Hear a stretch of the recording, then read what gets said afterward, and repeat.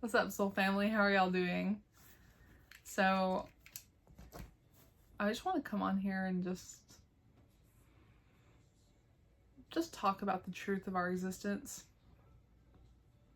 So, in reference to a book that I mentioned on a previous video called Jesus and the Lost Goddess, this book makes claims about the original Christians, and it talks about how Jesus wasn't actually a real person and how the death and resurrection of him is actually a bodily process, and it refers to the death of Jesus being the death of the ego, and the resurrection of him is actually the Christ oil that raises up your spine during a Kundalini awakening, and that oil electrically charges your pineal gland, leading to a third eye opening, spiritual awakening. And I wanted to talk to you about this because it's important that you open up and you come to reality about your existence and the truth of who we are.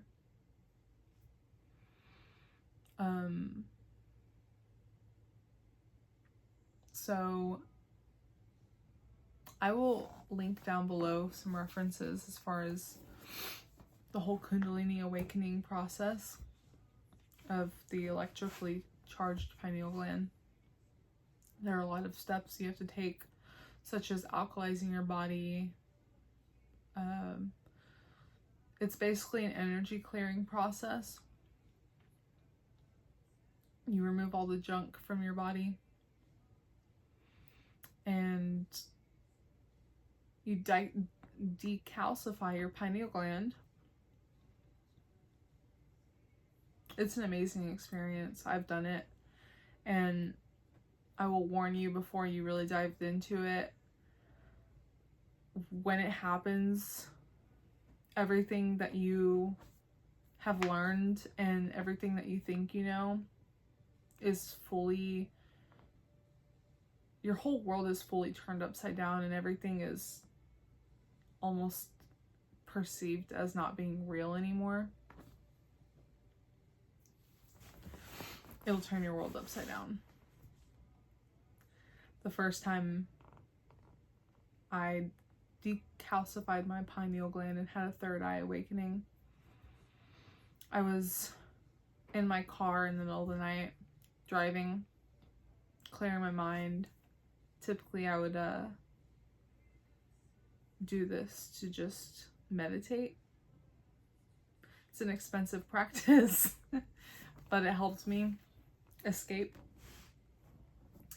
And I remember pulling over because my thoughts were becoming too overwhelming, and that's when my third eye opened, and I screamed at the top of my lungs for a couple of seconds, and I stopped, and then I started screaming again because it was just a little overwhelming, and it was scary. It was frightening because it was just like, oh my gosh, like I can see the truth of everything. However, it's a lot to grasp. It's a lot to grasp. So you've been forewarned. If you do any deep diving into this concept and this bodily process, beware.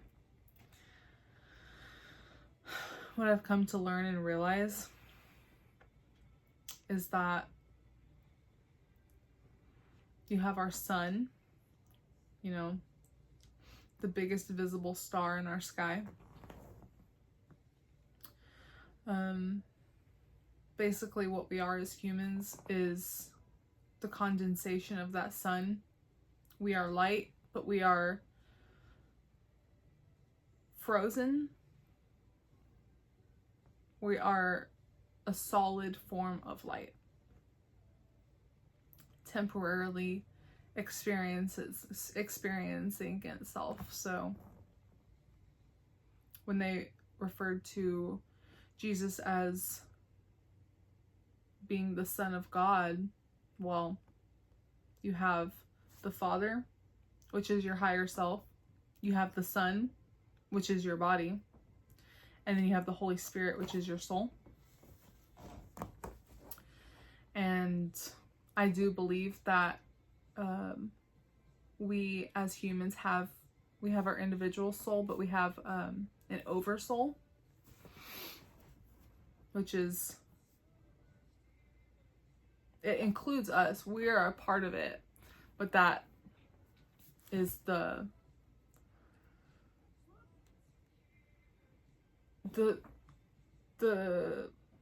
is all of our souls intertwined, interlocked together. So it's the combination of our souls, which is God. So we are a microcosm of God. We are, I mean, you can say gods and goddesses, if you will.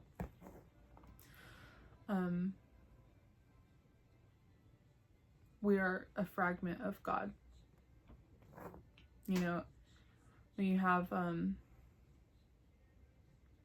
sunlight that pierces through your blinds inside, from inside your window, right? It pierced through your window, through the blinds. You have beams of light. Now, you don't look at those individual beams of light as being the sun. It's a fragment of that light. That's what we are. We're the beams of light. Whereas the entire sun is our oversoul. That is the collection of souls. Consolidation, if you will. So it's important to realize that we as beings have a lot of autonomy. We have a lot of power over our reality. Our words and our thoughts can physically shape our entire reality.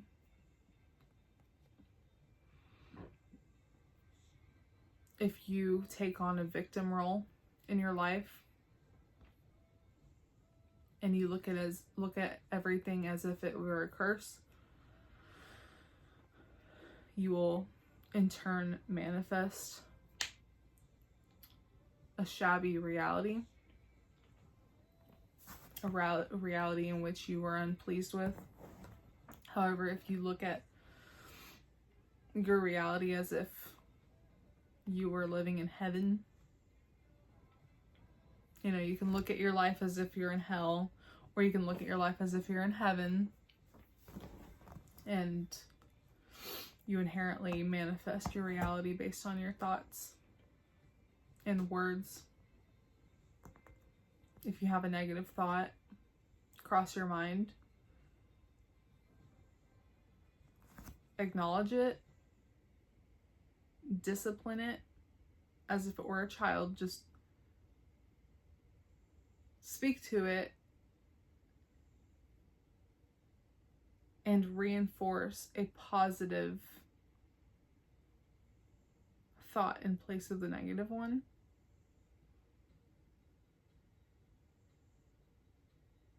To repattern your thoughts.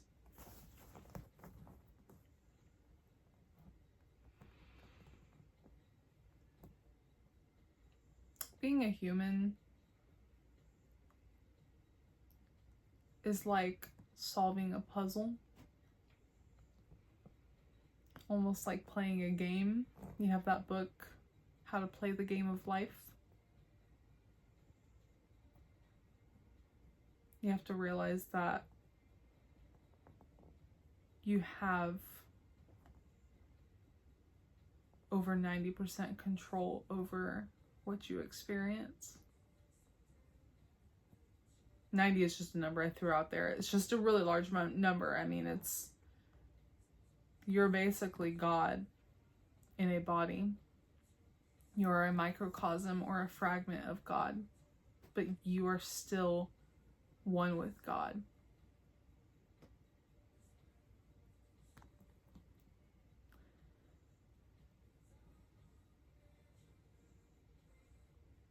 There are different levels of life you can achieve or experience. You can be a player of life, an experiencer, which is beneath player. So you have the experiencer, the player, the artist, and the wizard. Now, to be the experiencer, you let life happen to you. You experience it as if it were happening to you. You can be the player, where you actively participate in your own creation, or just I'm gonna leave it there. You can be the artist, in which you begin to create your own reality, or different parts of it, because the wizard is where you actually physically learn how to manipulate energy.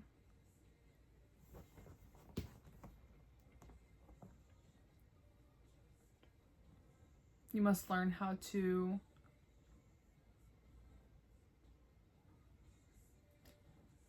conquer your mind.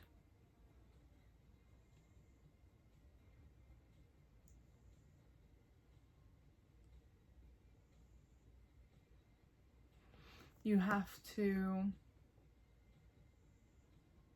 become an expert at being mindful of your thoughts and your thought patterns. You have to become an alchemist, where you don't allow outside forces to control or affect your internal condition, your emotions, your reactions.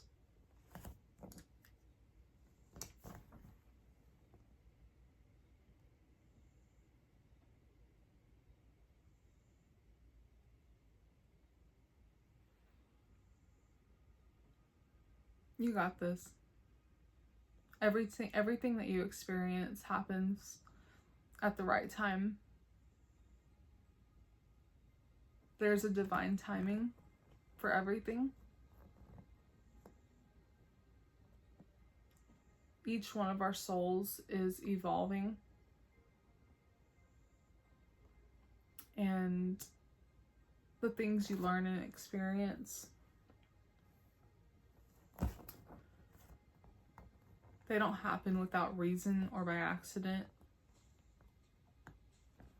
On a deep level, you actually created the majority of what you are experiencing.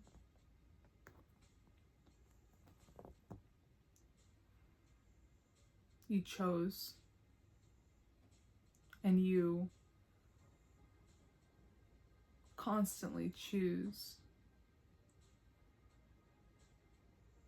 the things that you experience in your reality. Even when you are anxious, you are choosing to be anxious. Typically, we look at anxiety as if we are a victim of it. However, once you realize that you can choose your thoughts and the thought patterns and the things you allow yourself to focus on, you realize that you're experiencing anxiety by choice. Nothing in your life will happen by accident. With every action, there's a reaction. With every choice, there is a consequence.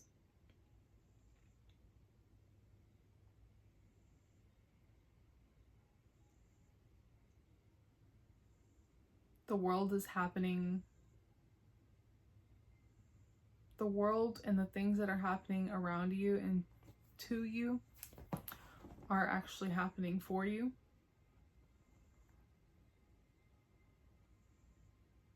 Everything that you are experiencing is for your soul's evolutional journey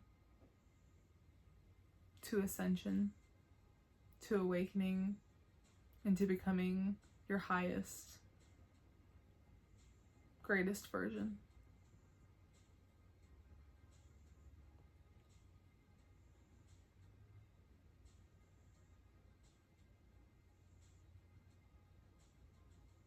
It's important, if you want to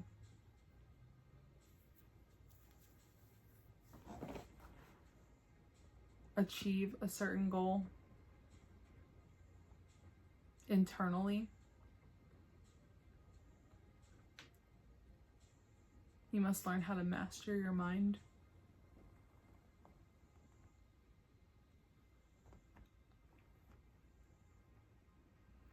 And this sometimes happens in multiple lifetimes and not just one.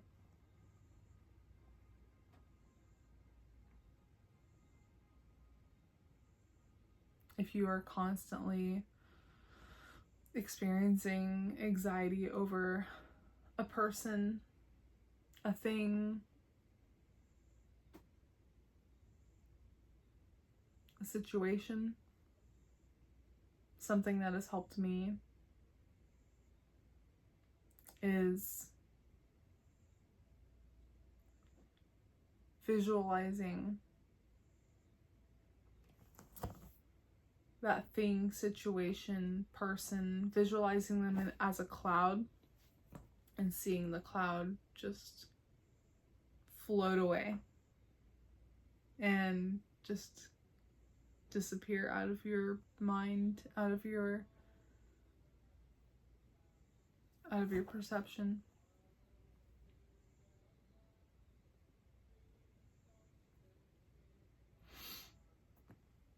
Another thing that I recently discovered helpful is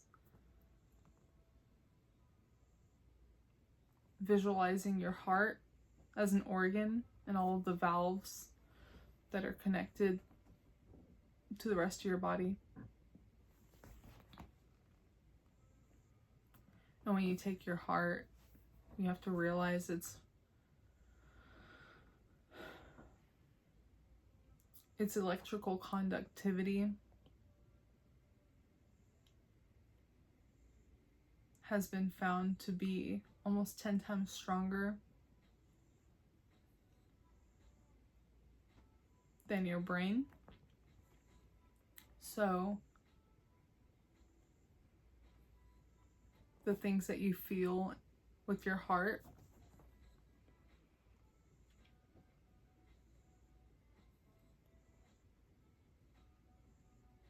can alter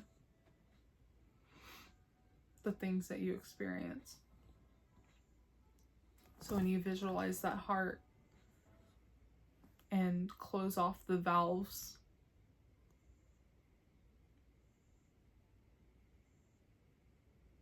meaning closing off the energy that you are giving to someone or something. For me, it was somebody I fell in love with. I had to visualize my heart's valves closing off to that person to take back my love and my energy. And for the first time in years. Today I looked in the mirror after doing this, and rather than looking into my eyes and seeing a bunch of pain, I actually looked into my eyes and saw a bunch of love. I'm telling you, years since I have seen love in my eyes. I have been looking in the mirror and I just see a really deep pain, and now I look in the mirror and I can see a deep love for myself and for my life. So just imagine your heart, imagine the heart valves, and imagine the valves closing off and ceasing to expend energy or ceasing to allow someone or something to energetically affect your heart space. Proverbs 4:23 says to guard your heart above all else, for it determines the course of your life. Different translations of this is also to guard your thoughts above all else, for they determine the course of your life.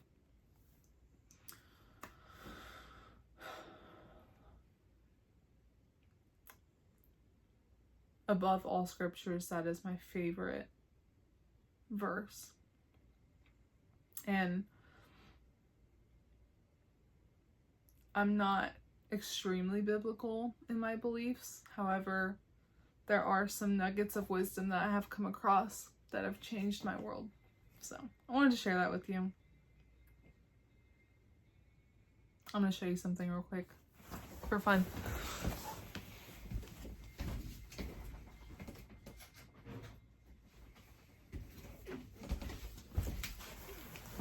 Look. $20. I put together this arrangement at a farmer's market. So pretty. I mean, I just collected or picked out a bunch of flower stems, and then I had my aunt build me an arrangement. Surrounding yourself with nature can really put a smile on your face and just boost your overall mental health. So I thought I would show that to you. I'm gonna put these down.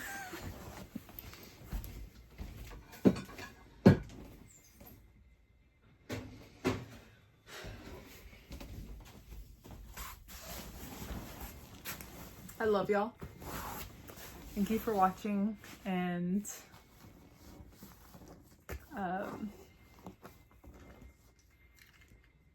if there's anything you want me to talk about ever, or if you have any feedback, just leave a comment. Don't forget to like and subscribe if you would so kindly, just to spread this message and allow it to get to others. By no means did I create this YouTube channel to be popular and famous. If I wanted to be popular or famous, I would, create something that is entertaining. Some find this entertaining. However, this is more informative in my opinion. And I'm here to just spread love, positivity, and open your mind to the possibilities of what you can be. So remember that you are frozen light. Right? We're not technically frozen, but we are condensed light.